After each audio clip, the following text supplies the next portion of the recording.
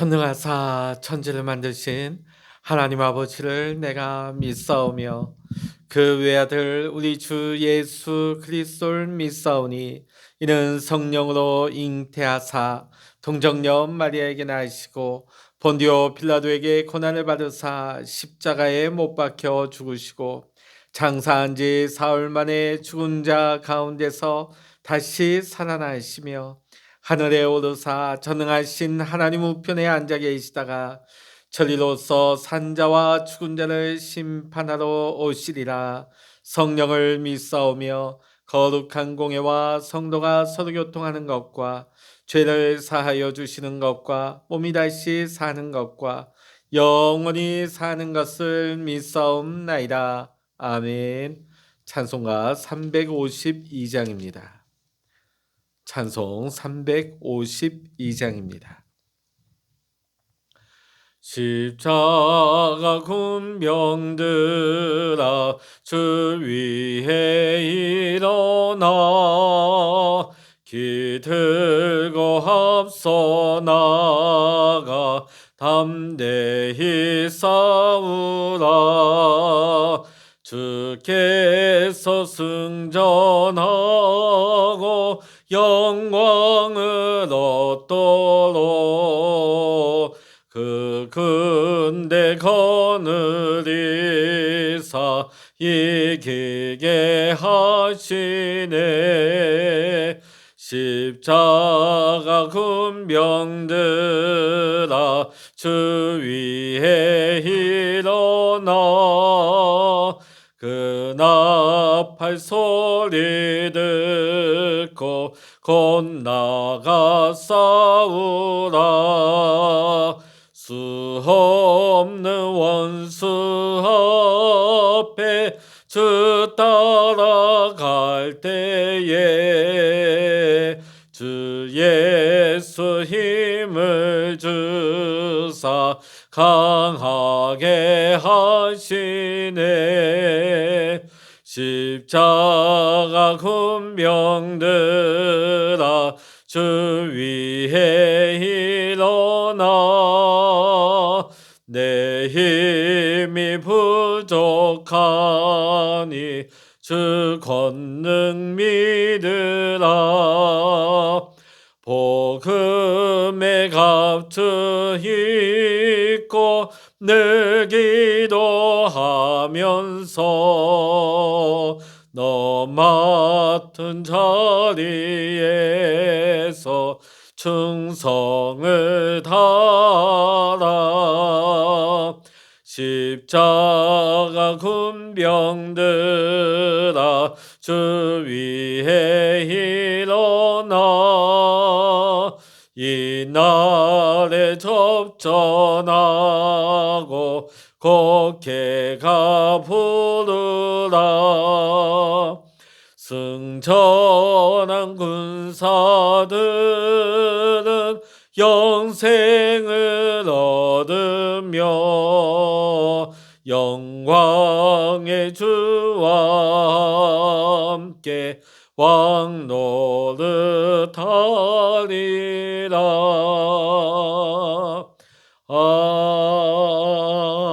아멘. 이 시간 우리에게 주시는 하나님의 말씀 구약 이사야 23장 1절로부터 18절까지입니다.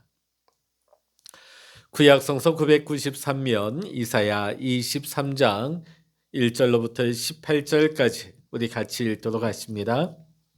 두로에 관한 경고라. 다시스의 배들아 너희는 슬피 부르짖을지어다. 두로가 황무하여 집이 없고 들어갈 곳도 없으며 이 소식이 기띔 땅에서부터 그들에게 전파되었습니다. 바다에 왕래하는 시돈 상인들로 말미암아 부요하게 된 너희 해변 주민들아 잠잠하라. 시온의 곡식 곧 나일의 추수를 큰 물로 수송하여 들였으니 열국의 시장이 되었도다. 시돈이여 너는 부끄러워할지어다. 대접하라. 곧 바다의 요새가 말하기를 나는 상고를 겪지 못하였으며 출산하지 못하였으며 청년들을 양육하지도 못하였으며 처녀들을 생육하지도 못하였다 하였습니다. 그 소식이 애굽에 이르면 그들이 두로의 소식으로 말미암아 고통받으리로다. 너희는 다시스로 건너갈지어다. 해변 주민아 너희는 슬피 부르짖을지어다. 이것이 옛날에 건설된 너희 희락의 성, 곧 그 백성이 자기 발로 먼 지방까지 가서 머물던 성읍이냐. 면류관을 씌우던 자여, 그 상인들은 고관들이요 그 무역상들은 세상의 존귀한 자들이었던 두로에 대하여 누가 이 일을 정하였느냐. 만군의 여호와께서 그것을 정하신 것이라. 모든 누리던 영화를 욕되게 하시며 세상의 모든 교만하던 자가 멸시를 받게 하려 하심이라. 딸 다시스여, 나일같이 너희 땅에 넘칠지어다. 너희들 속박함이 다시는 없으리라. 여호와께서 바다 위에 그의 손을 펴사 열방을 흔드시며 여호와께서 가나안에 대하여 명령을 내려 그 견고한 성들을 무너뜨리게 하시고 이르시되 너 학대받은 처녀 딸 시도나 내게 다시는 희락이 없으리니 일어나 기띔으로 건너가라. 거기에서도 내가 평안을 얻지 못하리라 하셨느니라. 갈대아 사람의 땅을 보라. 그 백성이 없어졌나니 곧 아수르 사람이 그곳을 들짐승이 사는 곳이 되게 하였으되 그들이 망대를 세우고 궁전을 헐어 황무하게 하였느니라. 다시스의 배들아 너희는 슬피 부르짖으라. 너희의 견고한 성이 파괴되었느니라. 그날부터 두로가 한 왕의 연한같이 70년 동안 잊어버린 바 되었다가 70년이 찬 후에 두로는 기생의 노래같이 될 것이라. 잊어버린 바 되었던 너 음녀여, 수금을 가지고 성읍에 두루 다니며 기묘한 곡조로 많은 노래를 불러서 너를 다시 기억하게 하라 하였느니라. 70년이 찬 후에 여호와께서 두로를 돌보시리니 그가 다시 값을 받고 지면에 있는 열방과 음란을 행할 것이며 그 무역한 것과 이익을 거룩히 여호와께 돌리고 간직하거나 쌓아두지 아니하리니 그 무역한 것이 여호와 앞에 사는 자가 배불리 먹을 양식 잘 입을 옷감이 되리라. 아멘. 할렐루야. 오늘도 함께 기도하시는 우리 사랑하는 모든 믿음의 성도님들에게 하나님의 크신 은혜와 평강의 축복이 함께 하시기를 주의 이름으로 간절히 축원합니다. 자, 오늘 여기의 말씀 이사야 23장의 말씀은 이스라엘 주변에 있던 주변의 열나라에 대한 그 심판의 예고 중에 마지막에 해당되어지는 말씀이 되겠습니다. 오늘 이사야 23장은 두로와 시돈에 대해서, 특별히 두로에 대한 하나님의 심판에 대해서 증거를 하고 있습니다. 고대는 육로, 도로가 잘 발달하지 않았기 때문에 당시에 가장 중요한 무역로는, 또 중요한 이송수단은 배였습니다. 그러다 보니까 모든 나라에서 경제적으로 부흥하고 발전한 도시는 다름 아닌 해안 도시였습니다. 그러기에 두로는 메소포타미아, 아라비아, 소아시아, 애굽을 연결하는 그 고대 근동 지역에 아주 중요한 교통의 요충지 역할을 했습니다. 무역의 중심지, 그 거래처 역할을 했던 것이죠. 그러다 보니까 항구 도시 중에서도 가장 으뜸되는 자리를 굳건히 지키고 있었습니다. 자, 오늘 본문은 이러한 도시에게 주신 하나님의 심판의 말씀입니다. 오늘 1절은 이렇게 시작합니다. 두로에 관한 경고다. 자, 오늘 1절과 2절을 우리 다시 한번 읽어보십니다. 두로에 관한 경고다. 다시스의 배들아 너희는 슬피 부르짖을지어다. 두로가 황무하여 집이 없고 들어갈 곳도 없으며 이 소식이 기띔 땅에서부터 그들에게 전파되었습니다. 바다에 왕래하는 시돈 상인들로 말미암아 부유하게 된 너희 해변 주민들아 잠잠하라. 아까 제가 말씀드린 것처럼 이 해안 도시는 굉장히 중요한 교통로 역할, 또 무역의 중심지 역할을 했기 때문에 이 두로의 패망은 그 두로 하나의 일로 끝난 것이 아니라 주변 도시 국가들의 큰 영향을 미치게 되어집니다. 시돈, 다시스, 기띔, 오늘 두로의 멸망은 이러한 도시의 몰락을 불러올 만큼 큰 영향력을 미치게 되는 것입니다. 심지어 5절에 보면 애국까지도 이 두로의 멸망으로 인하여서 충격을 받고 낙심할 정도로 영향을 미쳤다는 것입니다. 오늘 우리가 이 말씀을 통해서 우리가 알 수 있는 것은 우리 각자의 삶은 우리가 긍정적이든 우리가 부정적이든 크든 작든 간에 나 하나의 삶으로 끝나는 것이 아니라 다른 사람의 삶에도 영향을 미치게 되어 있습니다. 오늘 나의 삶이 다른 사람에게 영원한 생명을 위해서 살도록 영향을 미칠 수도 있고, 오히려 그들이 육적인 삶에 연연하며 살도록 영향을 미치기도 하는 것입니다. 오늘 그러기 때문에 나 하나쯤이야가 아니라 나 하나로 말미암아 주변 많은 이웃들이 그들이 죽을 수도 있고 살 수도 있다는 것입니다. 오늘 저와 여러분은 이 시대 가운데 나와 내 가족뿐만 아니라 나와 연결되어진 주변의 많은 사람들에게 선한 영향력, 나로 말미암아 저들이 살아나는 역사가 일어날 수 있기를 간절히 소망합니다. 자, 그러면 이 두로가 어떤 평판을 받았느냐? 그 내용이 8절에서 이렇게 증거되고 있습니다. 8절입니다.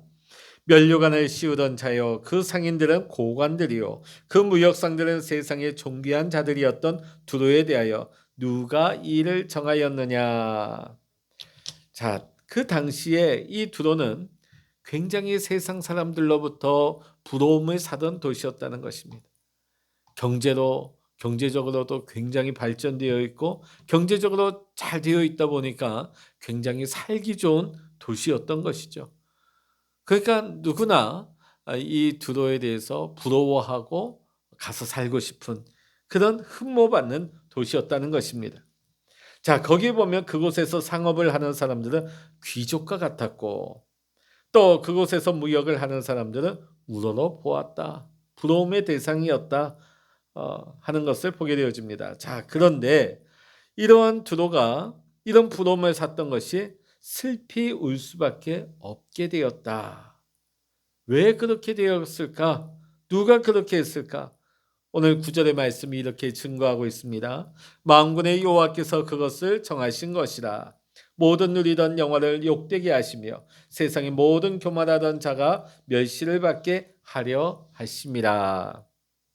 오늘 이 두로의 멸망은 역사의 주관자가 되시고 심판주가 되신 하나님의 계획, 하나님의 정하신 일이라는 것입니다. 두로가 그토록 영화를 누리면서 으스대던 것을 하나님은 비천하게 만드시고, 유명하다고 자랑하는 사람들을 하나님은 보잘것없게 만드시겠다는 것입니다.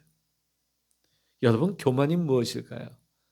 교만은 하나님이 계셔야 할 자리에 자기 자신이 자리 잡고 있는 것입니다. 자신이 하나님 되는 것입니다. 자신이 하나님의 위치를 차지하고 있는 것이 교만이라는 것이죠. 그러기에 하나님께서는 교만한 자를 내버려 두지 않으시는 것입니다. 자, 그러면 심판을 받는 두로가 어떻게 될 것인지에 대해서 10절은 이렇게 증거하고 있습니다. 딸 다시스야, 나일같이 너희 땅에 넘칠지어다. 너를 속박함이 다시는 없으리라.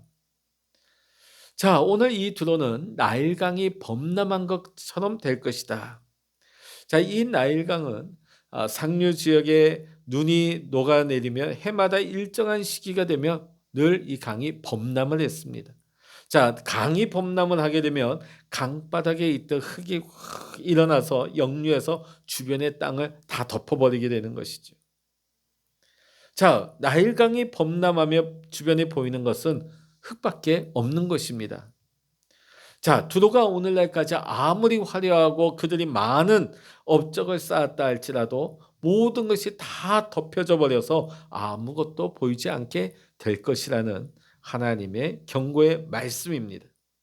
자, 그런데 그것만이 아닙니다. 11절은 이렇게 증거하고 있습니다. 우리 11절 읽어보십니다. 시작. 여호와께서 바다 위에 그의 손을 펴사 열방을 흔드시며 여호와께서 가나안에 대하여 명령을 내려 그 견고한 성들을 무너뜨리게 하시고. 자, 이건 마치 무슨 말이냐면 세계 경제의 중심은 누가 뭐라고 해도 미국 경제가 중심입니다. 세계의 통화의 기준도 기축통화라고 하죠. 달러죠. 자, 미국 경제가 잠깐만 흔들려도 세계 경제가 휘청거리게 되어 있습니다. 자, 마치 이와 같이 두도가 무너진다 하는 것은 주변 국가에게는 큰 충격파가 된다고 하는 것이죠. 자, 이 두로라고 하는 이 도시가 속한 나라가 성경에 나오는 베니게라고 하는 곳입니다. 도시가 무너지니까 그 국가도 무너질 수밖에 없는 것이죠. 마치 우리나라의 수도인 서울이 무너지게 되면 대한민국이 무너지는 것과 마찬가지입니다. 자, 두로의 마지막에 대해서 17절, 18절은 이렇게 증거하고 있습니다. 읽어보십니다. 70년이 찬 후에 여호와께서 두로를 돌보시리니 그가 다시 값을 받고 지면에 있는 열방과 음란을 행할 것이며 그 무역한 것과 이익을 거룩히 여호와께 돌리고 간직하거나 쌓아두지 아니하리니 그 무역한 것이 여호와 앞에 사는 자가 배불리 먹을 양식 잘 입을 옷감이 되리라. 아멘.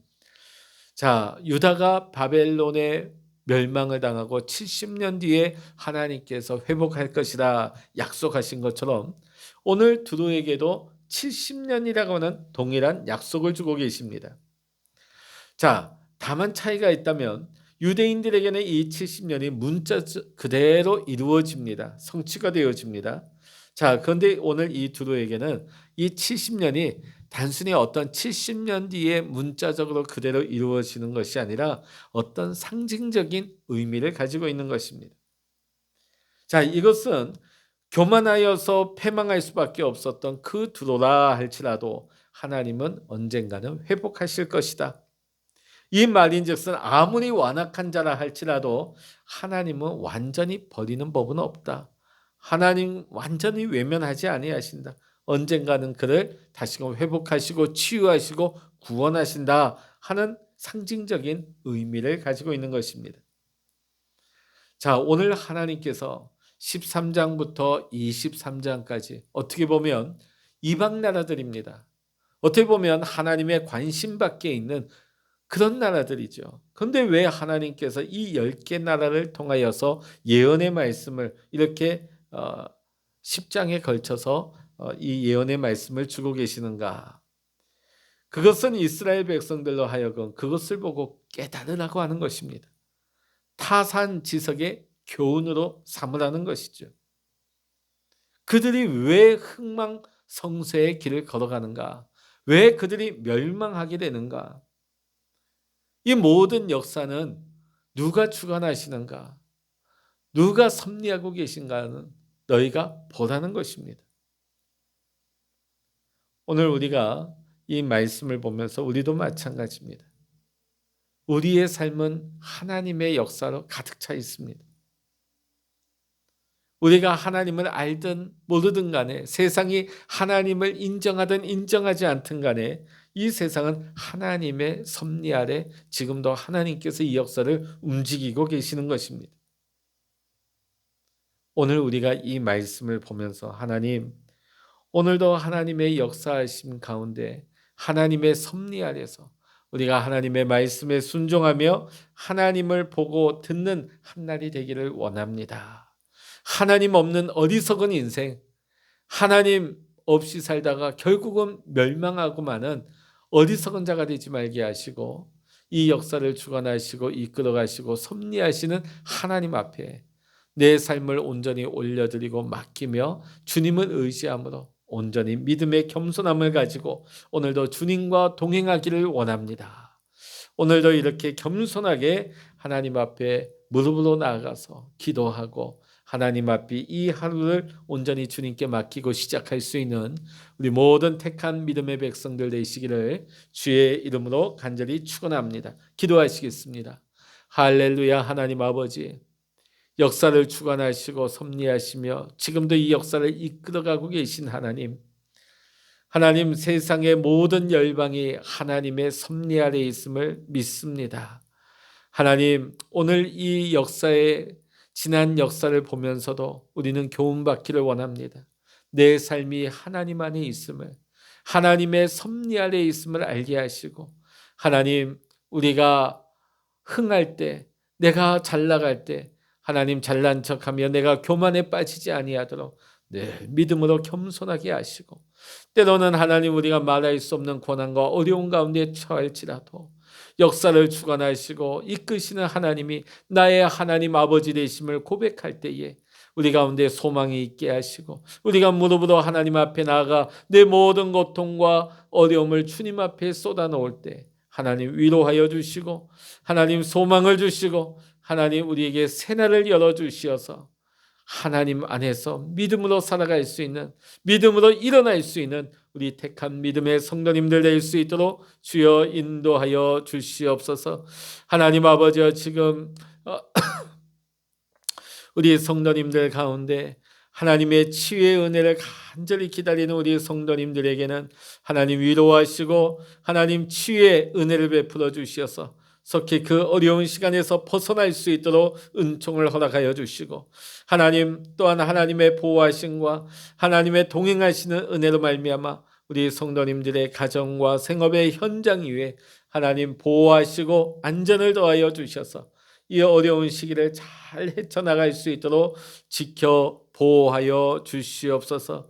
하나님 아버지, 오늘 이 새벽에도 우리가 주님 앞에 엎드려 기도합니다. 기도할 때에 하늘 문을 여시고 응답하여 주시옵소서. 하나님의 크고 놀라운 비밀한 일들을 우리에게 나타내시옵소서. 모든 것 우리 주님께 믿음으로 간구하오며 우리 주 예수 그리스도의 이름으로 간절히 기도하옵나이다. 아멘. 찬양하라 내 영혼아, 찬양하라 내 영혼아, 내 속에 있는 것들아 다 찬양하라.